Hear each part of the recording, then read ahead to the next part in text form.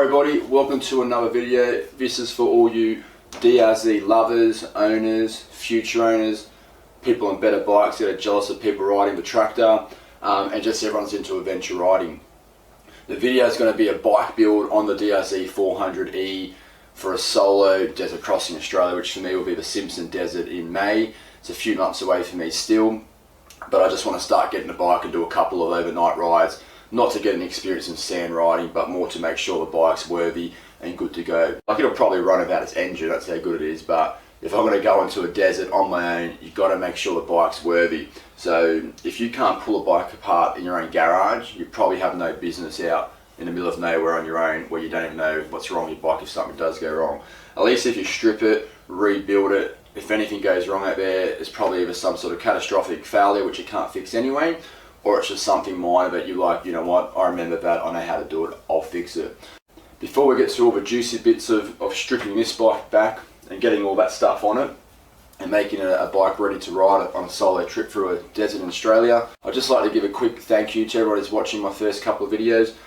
When I made it, I certainly didn't think I'd have a YouTube channel. I mean, I'm just some knucklehead here riding a bike, but I'm so surprised about the amount of people that watched, commented, asked questions. I mean, I love talking about the topic, so I'm going to try and step it up a little bit. I still like to keep it pretty amateur, that's what I'm all about. Step up a little bit and make a bit of a better video, a bit more in depth of what you can do with one of these bikes to get them ready to do whatever you want, really. So I really thought YouTube was going to call me and say, mate, your videos suck, we're going to kick you off YouTube. Alright, this is my man cave. I'm probably living proof that if you're into motorbike riding and adventure riding, you'll make it happen. So I'm in a little townhouse with a crappy little garage. Yeah, I'd love a big barn and 5 bikes in it, but the reality is my job and life just doesn't take me there yet. It will one day though. I'm using the bloody computer bench as a tool bench, getting in trouble off the wife with all the grease on it. I've got all my hiking maps up on the wall here for the Sydney Blue Mountains. I like to go to some pretty extreme hikes. I've got some photos of my father who passed a few years ago who got me into adventure riding. I've got my favourite lizard on the wall. My bloody poor motorbike has been, you know, relegated to sitting under the dryer, so the dryer's pulled rank on it. Under here is under my little stairs, that's full of motorbike gear and training gear. But as I said, if you're into riding, make it happen. Steal a little section in your garage and just get it done. So everything on this table needs to go onto the bike. So to start with, you've got the fuel tank. This is just a Safari 17 litre, but everyone gets a little bit more in it than others, but for me 19.9 litres, so that gives me 400 kilometres of highway range. I've got 2 tool tubes. I'm going to go with this one for the desert ride because it holds more, but I'll tell you why I've got 2 and I've made both of these from scratch. I'll talk you through how I did that a bit later on. Got to put a new clutch lever on because mine's all beat up. Got to put the iconic DRZ mirrors on. A lot of people go to the more small ones. I like to keep it pretty real and keep the DRZ looking how it should. So I'll put them back on because they always break in enduro riding. My seat concept comfort seat with my extra lamb wool padding. I've got the tall one, so I think my bike's around like, oh look, don't quote me, 960 mil, maybe 980 mil height. Which is still too short for me because I'm 6'4", but does the job. You cannot ride this bike long distance with the original seat. Your butt's going to be red raw looking like a baboon's ass or something. Put on my, just a very standard, I think it's a Nomadic rack, I mean I don't even know anymore, with a Raptor pack holder. I'll talk about what I've done here later in the video because when it comes to the corrugations, it's been tested, things go wrong if you haven't wired or fitted this properly. I'll put on my wind visor. I always carry 2 videos of my dad. As I said, he passed away a few years ago, so he's always the first to see the road ahead. For me, I don't like this for the wind visor. It just smashes wind up into my face. But what it does do, as I said in my last video, keeps all my accessories dry and keeps all the dust out of the top end of the bike. So I will still use that. I've got to rewire my tidy tail. In my last ride, I flipped the bike and ripped it right off and was able to salvage it with it, put a new light on it, so I need to rewire that. For my rear indicators, I do use the click and ride ones now. I'm only new to these, didn't even know they existed, that's how silly I am. Awesome invention, so I'll be using them. I don't like using Google because everyone puts their own thoughts on it. This here, proven, tested, and has everything you need to know about your bike, so I use that for specifications. I'm going to be putting different size sprockets on, so I'll talk about the size when we get there, so they'll be fitted.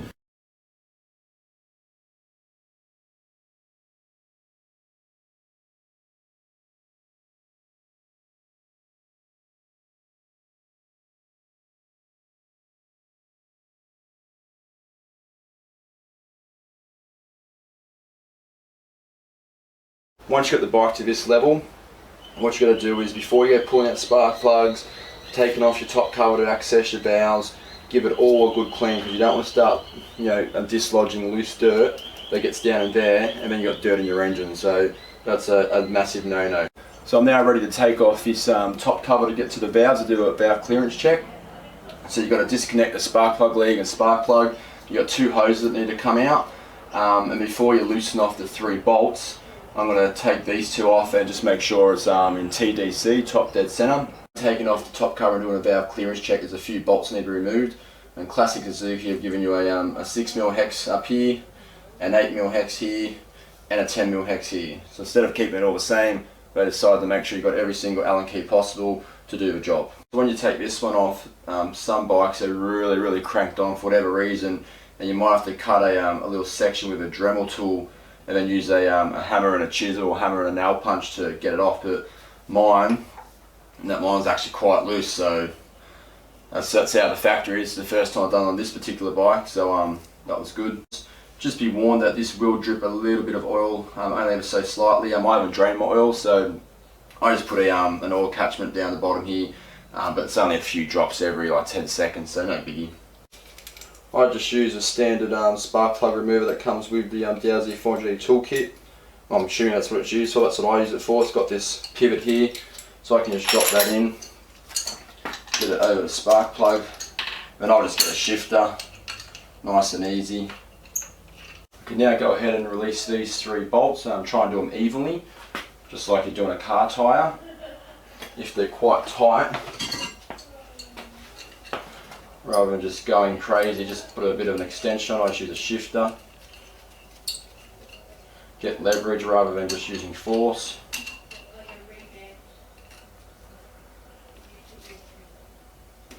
There we go, easy like that. And then do the same for the other 2. Never just apply extra force, always get some leverage. Otherwise you're going to strip bolt nuts and it's just going to make a big old mess. In order for this to come out like that, you need to remove these 3 bolts, which attaches to this triangular piece, and that actually has your horn on it. Rather than taking your horn off, just take the whole thing off. It's a lot easier, and then you've got room to work with for that top cover. Once you have your cover off, this should be your cover. Just inspect your gasket here, make sure it's in good nick, make sure everything looks nice, and you should also have 2 larger bolts and then one of these ones. So that's what it looks like inside. So you know you've got top dead center when your cover's off and those 2 are pointing away from each other, and if you look down in here you can see the line facing the middle. So the exhaust valve should be 0.2 to 0.3 and mine's 0.25, just as nice and snug. I can't get a 0.3 in there, so that's spot on right in the middle. And for my intake valve, it needs to be between 0.1 and 0.2. So I can get a 0.2 in there pretty easy, a bit of resistance, but I can't get a 0.25 in there. So I'm at the higher end of the specification, but I'm just going to leave it be.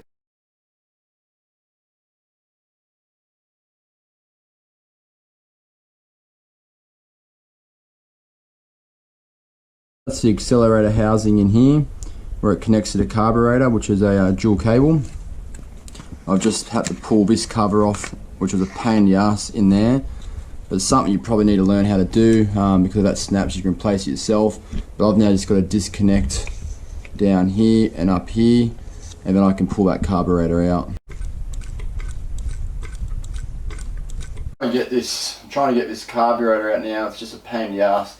Normally you can loosen the subframe off and drop it back a bit.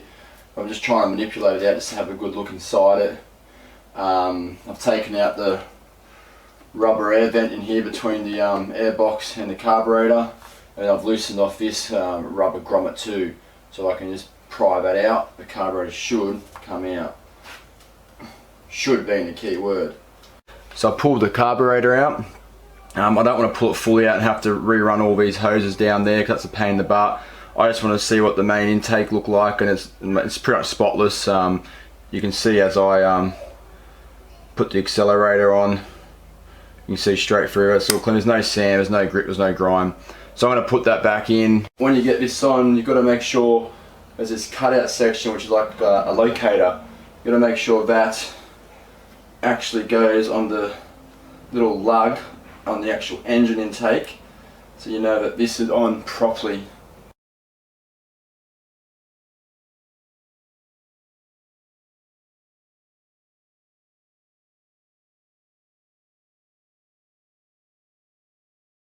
Now I'm going to do a front brake bleed. Mine's been, it's real spongy. It's probably had the same oil in there for 3 or 4 years now. Probably got a bit of dirt, maybe a bit of air in there. So I'm going to do a reverse bleed, so I'm going to actually pump oil from the bottom through to the top and siphon out of the top as I go. That way all the air naturally travels up. So hopefully no air bubbles left in line, and then we'll get a nice firm feeling lever. So let's give that a go. So first I'm going to take some oil out of here, but not enough to let air come in. And I can already see that's really a complete different colour to what I've got down there. So I'll take a bit more of that out. Pump some new fluid in.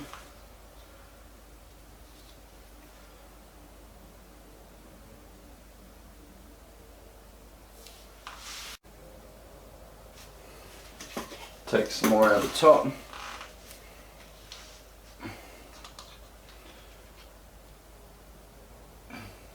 I've just done my brake bleed now. I've got fresh fluid in there, 3/4 of the way full, and now I've got a nice firm brake lever, which is what you want. So I'll seal that back up now.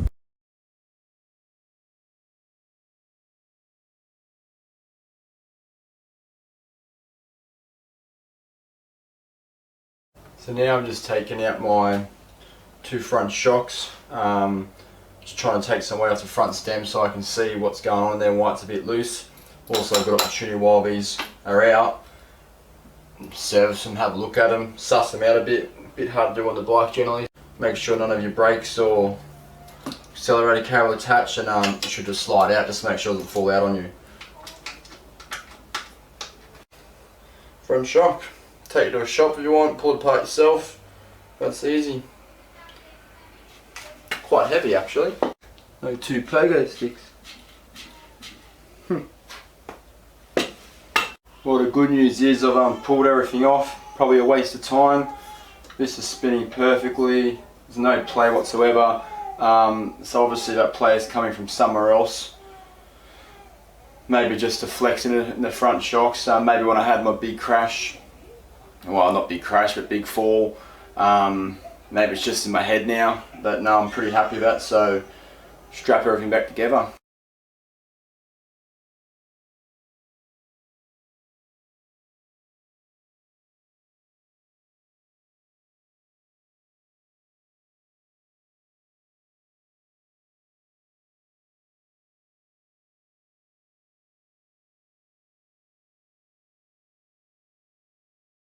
And while you're doing your services, that you've got all these grease nipples. You've got one there, you've got one up in here next to the chain, and you've got a handful up and around the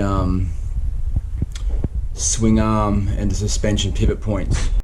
Alright, so all the dirty work on the bike's been done, all the mechanic side of it anyway, to make it a worthy desert riding machine. It's looking nice, lightweight, probably still running out the old fuel tank on the old DRZ. So pretty much, just in short, we ended up stripping the head stem. Glad I did, heaps of dirt and grime in there, and it was a bit loose, so I've tightened it all up. Checked the wheel bearings, very good. Checked the valve clearance, that's good. I pulled out the carby and also checked out the accelerator cables on the other side whilst doing that. That's all good and clean. All the tubing's good. I've also done a brake bleed. The brakes are working very responsive now, and whilst it's all apart, obviously I've checked it over. I have left this out, which is between the airbox and the carby, because later I'm going to do a suspension adjustment on the sag. But there is a quick and easy way of doing that, but whilst I had this out, I left it out. But I'll show you that later. So now it's for all the fun stuff. Get all the gear off the wife's computer table, and we'll put it on the bike and make it look like a worthy desert rider. Now, were all the mechanics totally necessary? Probably not. Why did I do it? I believe if you're going to go on your own for a 20,000 kilometre trip and you've got service stations and mechanics all the way along the trip, that's all good.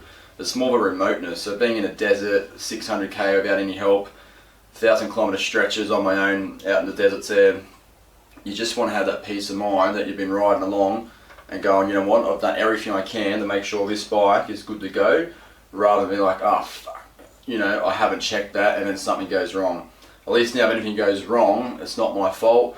I've done what I can, it's just, you know, one of those unlucky things, but at least I can ride happy.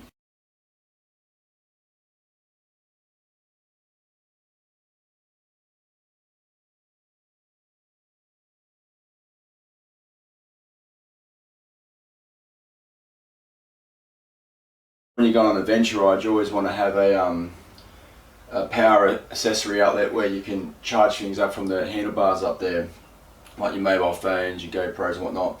So mine just run from here. This sits here and gets sealed by the airbox cover.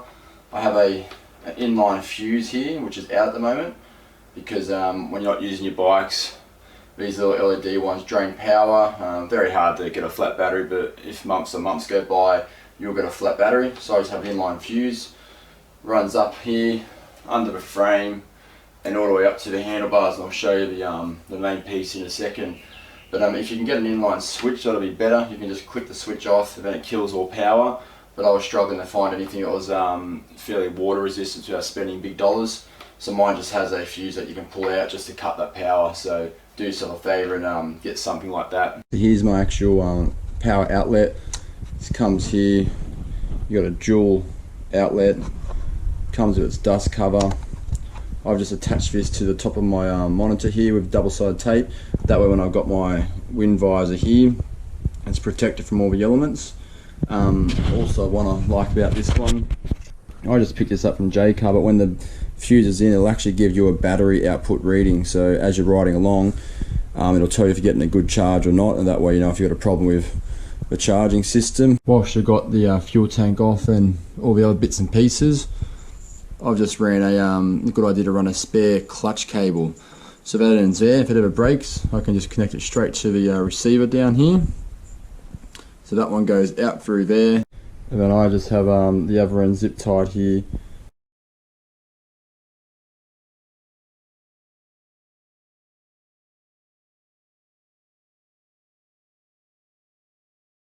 Alright, time to put the first item, which is a safari tank. This is my 17 litre one.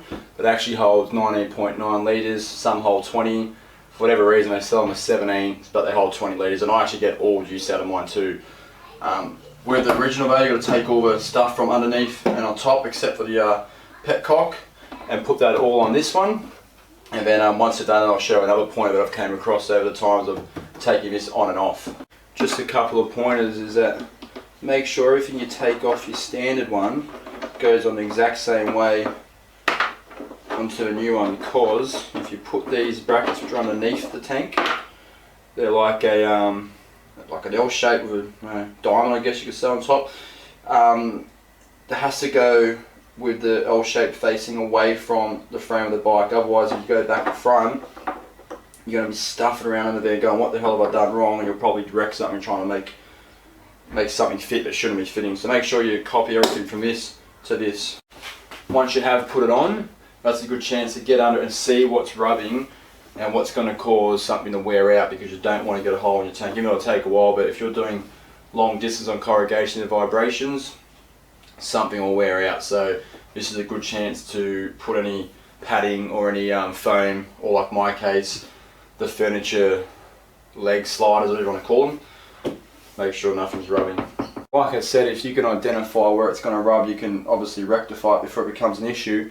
up here for me, I've already got an old one that I've just placed on one of these floor sliders for furniture, and I can actually see where it's still been rubbing a bit, so I'm going to put one of these right here, and I'll also replicate that on the radiator guard where it's actually causing the damage. My other side's fine, but if I just let that go over the thousands of kilometers, that will one day wear through, so just be wary. So this is my left side of the fuel tank, and you can see where I've got all those little floor sliders. Not very neat, but that's what used to rub and has rubbed before, so just to be safe, I'll chuck a whole heap here. Normally there's a black strip running all the way down here, but that's worn away, but I don't need that. That's all nice and clear up there. Sometimes the stupid fuel hose doesn't want to go on its intake of the carby, so I'm just dipping in. I mean, it's probably a better way of doing it. I'm just dipping in some boiling water, or close to, and hopefully that'll allow it to be a bit more pliable.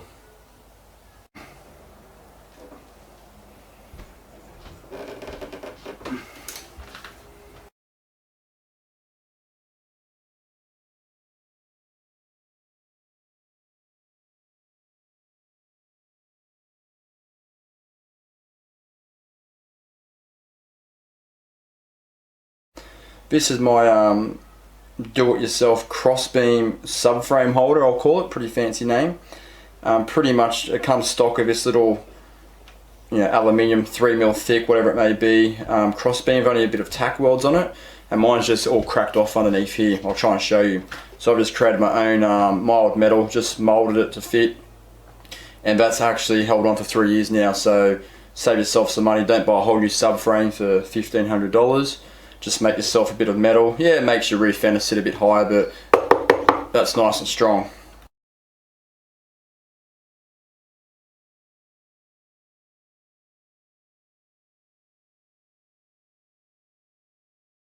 Time to put on my tail tidy again. My last enduro ride, I ripped this off, managed to salvage it and bend it back into place, but had to buy a new rear brake light and whatnot, so I just got to quickly wire that up.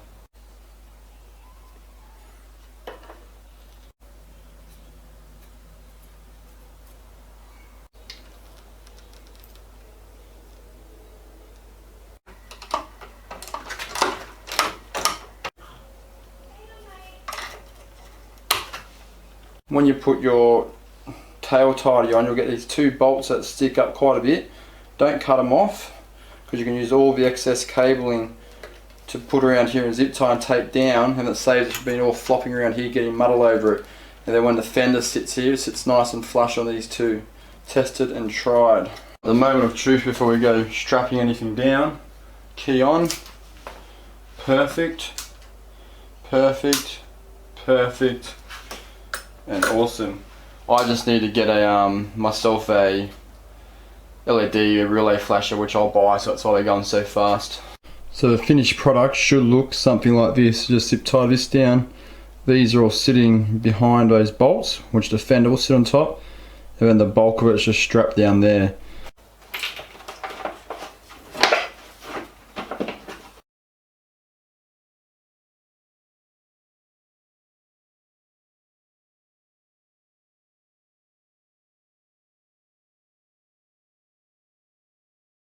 Alright, time to put the wind visor on the headlight shroud. Transformation time. Boom, like that. I don't actually rate this for wind protection. I'm 6'4", and it just whacks me in the head, and I'm sort of like this all the time. But it does sit up here nicely and keeps my power outlet and phone a lot more dry and dust proof when I'm riding in those tougher conditions. So that's why I still use it. And I can put my dad on inside, he can watch where I'm going. When you do drill out your wind visor, you're going to do 4 holes. Make sure you don't drill through this bit. Try to line up properly so you go under it or over it. I've got 4 holes above and below, so I can have my visor high or low. But yeah, this sort of gives stability to the actual plastic, so try to avoid drilling through that. As you screw this up, that rubber grommet just compresses, and it's quite a smart little minimalistic design. When you do the front visor, always make sure you got one smaller screw and you got 2 fatter ones. The small one goes down the bottom I spent bloody half an hour trying to get one of these in before, and it never dawned on me why. Idiot. It's a smaller one at the bottom.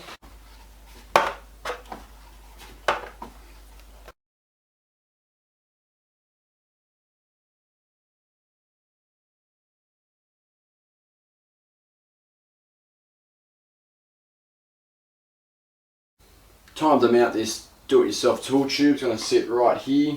I'll show you how I mount it. But I've even done a cheap man's paint job and put some electrical tape around it for two reasons. One, it looks absolutely shit hot, so it's going to sit here.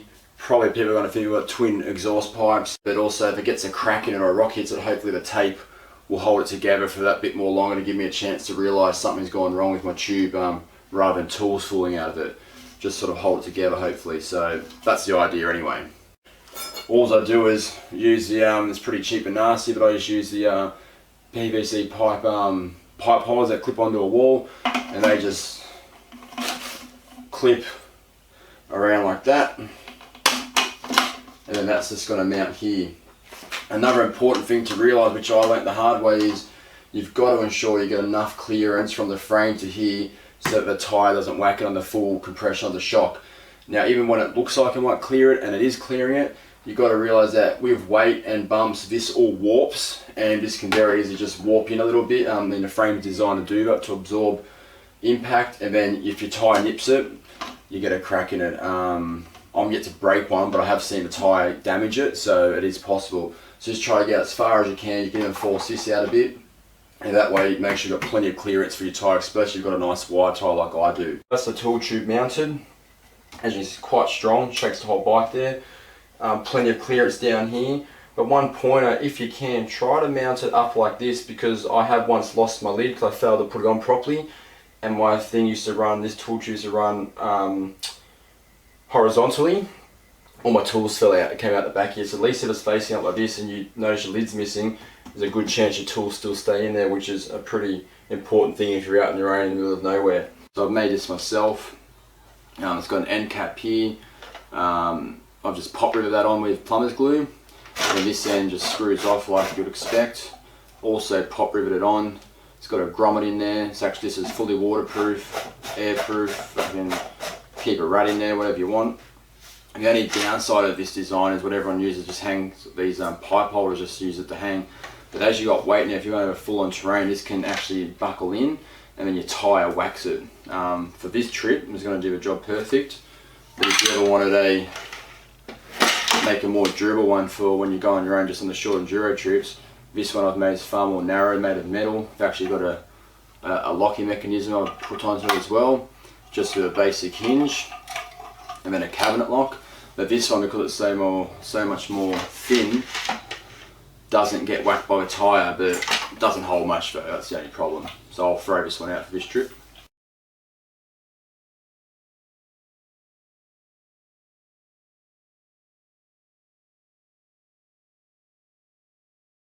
So I'm just about to put my rack on. I think this is a nomadic rack, just a cheapie. And then I've got I think they're called Rapto packs, or Rapto tank, whatever you want to call them. That holder there, but I had to put sheet metal on each side to hold everything. And I can tell you now, anything that's not designed to be on this rack, but you put on yourself, if you're doing long desert trips with corrugations, always put foam underneath all the contact points, because otherwise it just vibrates. I can talk from experience. You'll snap bolts, you'll snap zip ties, and you lose everything. So just put a bit of foam to take away the vibrations.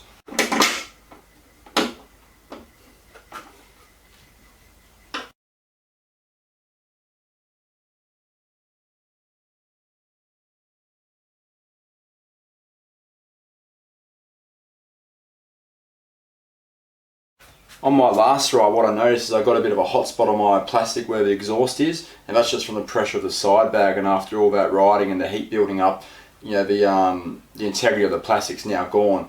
I'm not concerned about this at all, but I am concerned about it heating up my bags to the point where something's burning and I drop tools out the back of it or whatnot.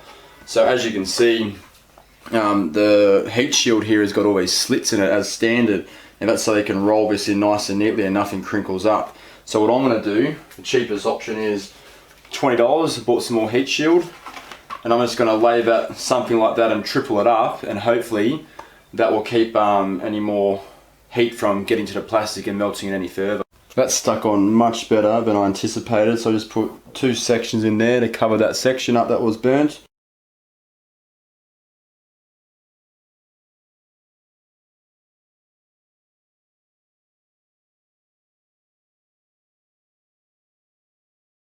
Also do yourself a favour, get some case savers. I got one on this side and the other side, but absolutely just a little bit of metal sticks on, never comes loose.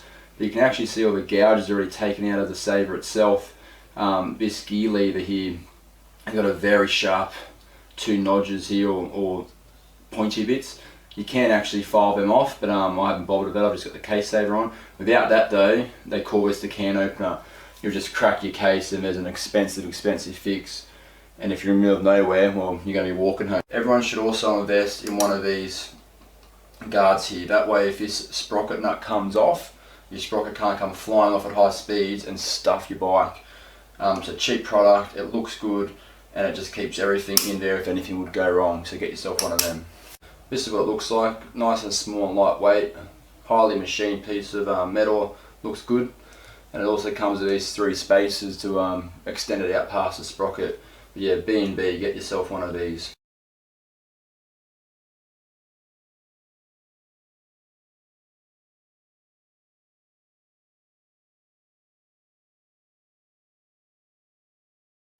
Depending on what sort of riding you're going to be doing will depend on what sort of sprocket setup you want. Right now I've got a 1447 at the back, and that's because I've been doing a lot of enduro riding, tight stuff and hill climbs. For my practice rides before my desert ride, I'll be putting a 1547, which is what I like to do from day to day and normally will have on it. But before my big desert ride, I'll be going a 1544. And now that just allows me to get the most use out of this tank and the engine working as least hard as possible, because I'll be doing thousands of kilometers of just open roads doing 100, 120k an hour. But the first gear is pretty sucky when running that sort of gearing. But yeah, it doesn't take long to put one of those on. But when I'm in the desert, I'm actually thinking of carrying a 14, and if I put a 14 on the front whilst running a 44 rear the night before, that'll be the equivalent of having a 1547, but that's a lot easier to put on than one of these. A bit confusing, but all you need to know is 1544 is as good as it's going to get for running low revs and high speeds. 1547 is a good all-rounder, and a 1447, that's for the tight stuff, and you know, the bike's only good for like 80 to 100k top speed and it's revving its tits off. So give it a try, see what works best for you.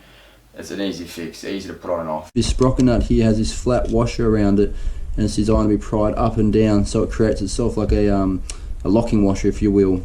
But make sure you have to force that off away from the nut before you try to take it off, otherwise you'll be going nowhere. I'm probably due for a new washer here. I've taken this on and off a fair few times, but I'll get one more use out of that, no dramas at all.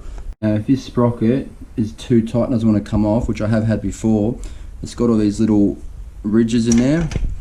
That's actually because it sits on these spline sections. Do yourself a favour, don't just try to ply it off. Get yourself, it's a cheap invention, get yourself a gear pulley. It just sits in the middle like that, and these 2 sides pull it off evenly.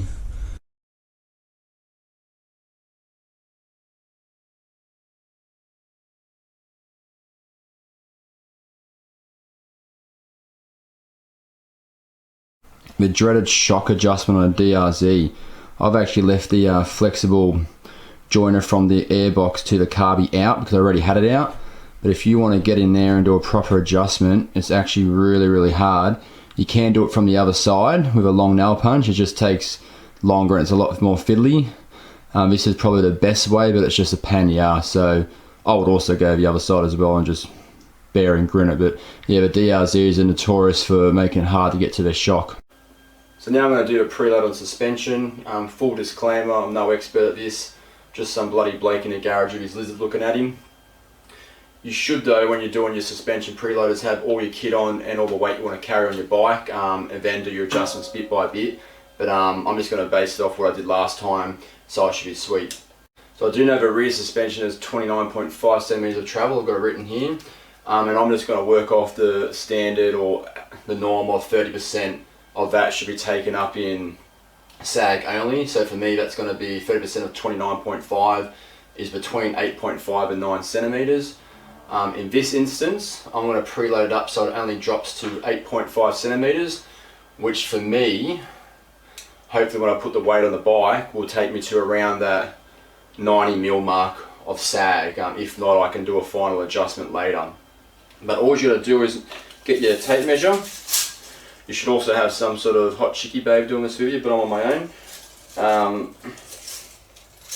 You just measure from the same point on the axle to a fixed point on the bike, which to me is just near that bolt, so that's 51 centimeters. I've also taken a measurement of the bike on the center stand, so I get the full unloaded distance between that and the top of the bike, which was 61 centimeters. So I'm right now at 10 centimeters sag, which is what I've been having for the enduro riding, but I want to stiffen that up to make my bike a bit more comfortable for the long distance trips and a bit more stiffer.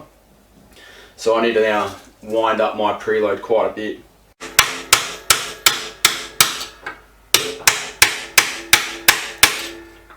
I can already feel it's heaps stiffer. I'm sitting much higher, but just do it bit by bit. So I've jumped up a centimetre so far, so I can feel a massive difference, but I'm going to have to go a lot heavier on the preload if I'm going to be able to carry all the weight on the bike. So I made a bit of a maths error. 61 take away 8.5 is actually 52.5, not 53.5. So I've had to redo it, which is fine. Rather acknowledge it now than later. And so I've done my measurement. I'm at 52.5. So hopefully with all the weight on the back when I get there, which I can sort of replicate to a degree by just sitting further back. Not accurate, but it's, you know, it does it better than nothing. And if I sit back here, I'm all of a sudden at 51 centimeters, which gives me that around that 9 centimeter mark, which is what I'm after for my particular ride and for what I've experienced previously. So I've taken my mighty DRZ from 6 months of enduro abuse and I've turned it back into a pretty worthy adventure bike in my opinion. It looks bigger, it looks better, it's got everything on it, the seat's higher, but like I said, everything I've done in this video is only things that I do for myself, that I've came across on my own bike that works for me. There's a million ways of doing something, so if any of this information helps you, awesome. If not, no dramas at all, thanks for watching. Stay tuned though, I'm going to make a video about all the luggage I carry. It's very minimalistic and you'll be surprised how little you need to get wherever you want to go solo. The only thing I do take more is tools. I'd rather have the right tool and not use it than to not have the tool because I wanted to save on weight. If you want to lose weight, lose some fat, an extra kilo is not going to kill you for that peace of mind.